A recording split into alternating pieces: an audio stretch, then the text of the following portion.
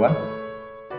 Today we are going to learn about computer hardwares. This topic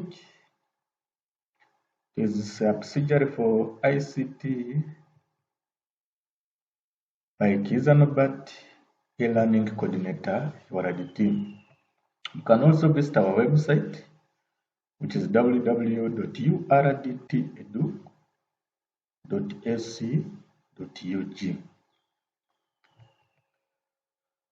COVID-19, it's real and it kills. Keep social distance, wear a mask, wash your hands with soap and clean water. Do not touch your soft parts like eyes, nose, and mouth. So computer hardwares, I will start with the background so that we can understand this, so that we can move together. So a computer is made up of a hardware and software. So a computer, it has two parts. That is the hardware and the software. So I will compare this computer with a human being, a human.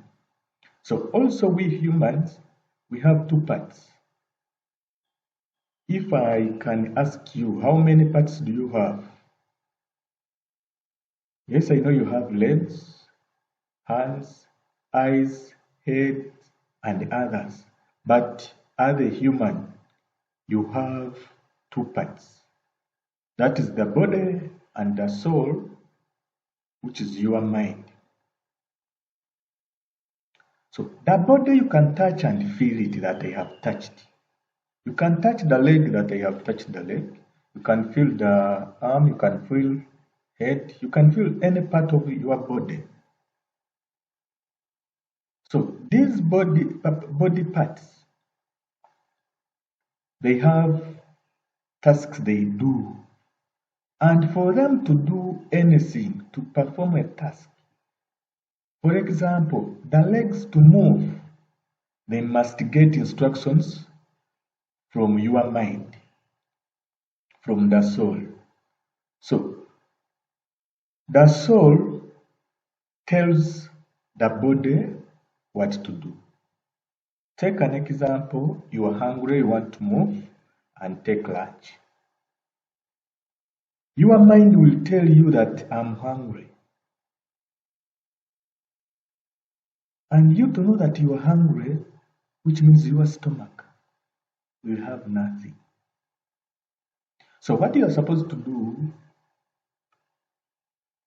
it will communicate with your body parts. And your soul mind, your mind will tell the body, please, legs, move to DH and get food.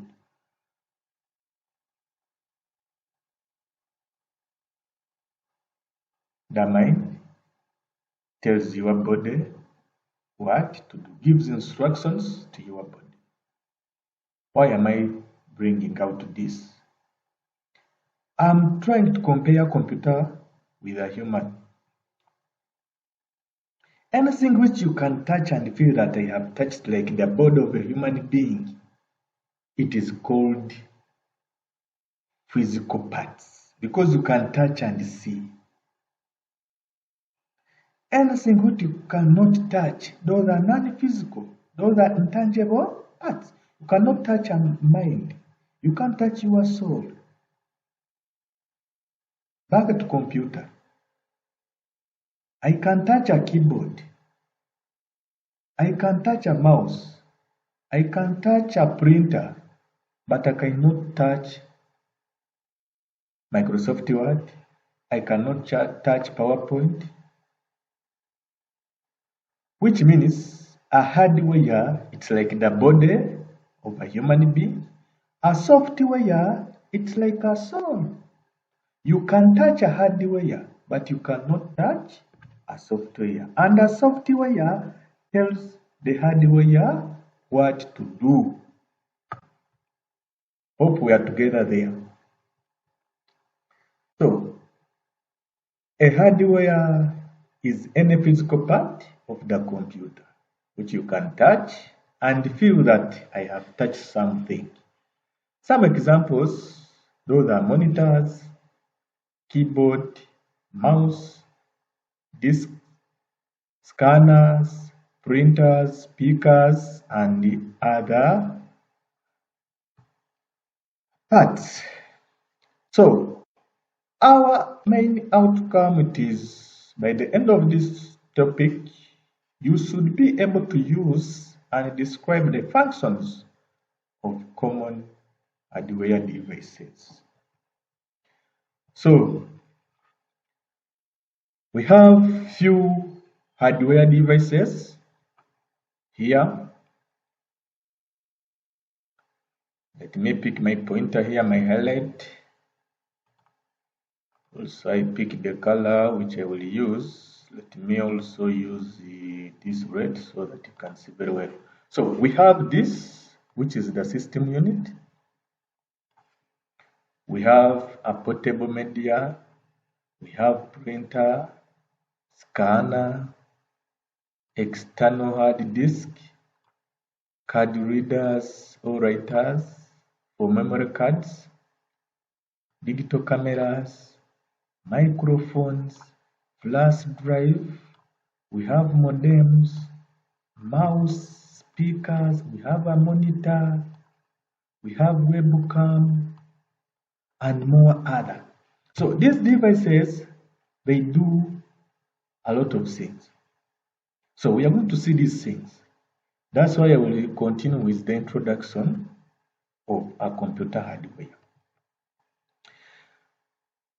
I told you those are physical parts of the computer. You can touch them. You can feel that they have touched. They are tangible parts. These computer hardwares, they are mainly categorized into two. Some parts are connected outside the system unit and the other inside the system unit. When I go back to our previous image, this is the system unit which I'm talking about. So this system unit, it's like a box. It is a box. It's like a box. We have devices which we connect outside this system unit, and we have other devices which we connect inside this system unit. And these devices you can touch and feel, you can replace, you can repair, you can even remove them and put new ones. So anything which you can touch is a hardware and it can be connected outside the system unit and inside.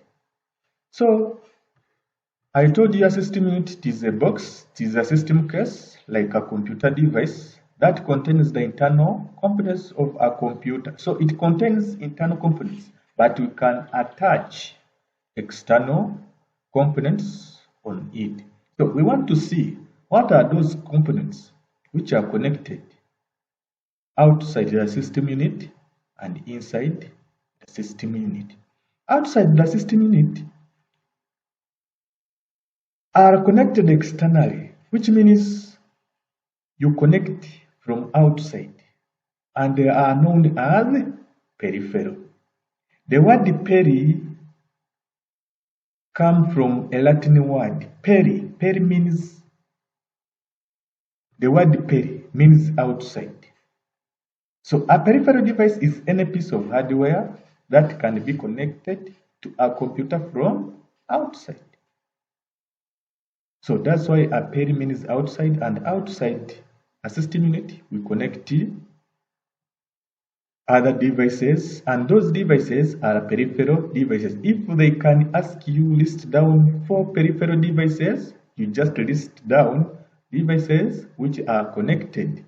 Any device which you can connect outside the system unit, like what?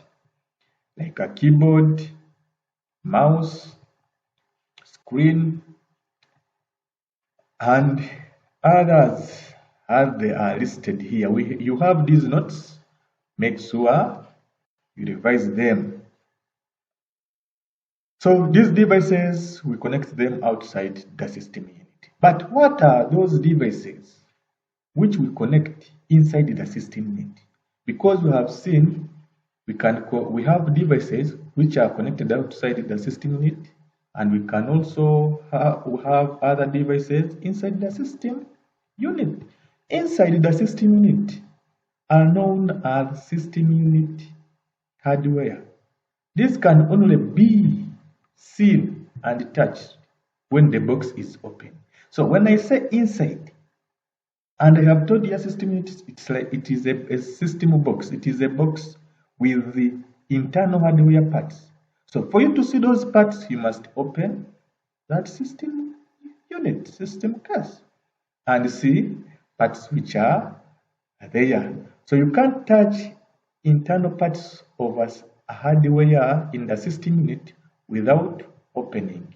So those parts which are there, those are processors, hardware, internal speakers, motherboard, memory, power supply, cards, ports, and more others. So these parts, we connect them inside the system unit. So that was the introduction of the hardware, computer hardware. We have seen few parts which can be connected outside the system unit and others which can be connected inside the system unit. So our next lesson, we are going to see the other functions of computer hardwares, other categories of computer hardwares. Those are inputs, outputs, processing, and storage. So we shall start with input devices in our next lesson.